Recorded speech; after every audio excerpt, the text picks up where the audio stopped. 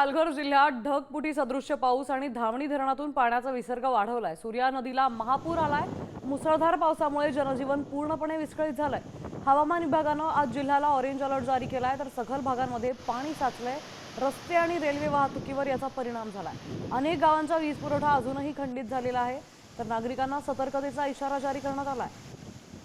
दरम्यान सूर्या नदीच्या किनाऱ्यावरूनच थेट आढावा घेतलाय आमचे प्रतिनिधी रुपेश पाटील यांनी। आपण पाहूया। 2 दिवस झालेल्या मुसळधार पावसाने पालघरमधील जनजीवन जे आहे ते विस्कळीत झालं होतं। त्यामुळे नदी नाले जे आहे ते ओसंडून वाहत होते।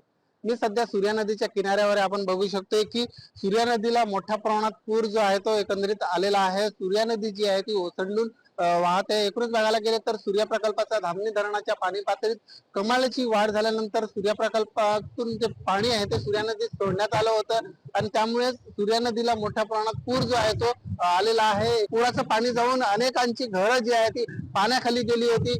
हळूहळू परिस्थिती जी आहे ती पूर्ववत व्हायला सुरुवात झालेली आहे। पूरजन्य ऑरेंज अलर्ट असून पुन्हा जिल्ह्यामध्ये पाऊस जो आहे तो कोसळणार आहे। त्यामुळे खबरदारीचा उपाय म्हणून शाळा असतील, महाविद्यालय असतील, कॉलेज असतील किंवा अंगणवाड्या असतील यांना पालघर, डहाणू आणि तलासरी या 3 तालुक्यांमध्ये सुट्टी जी आहे ती जाहीर करण्यात आलेली आहे। रुपेश पाटील, साम टीव्ही, पालघर।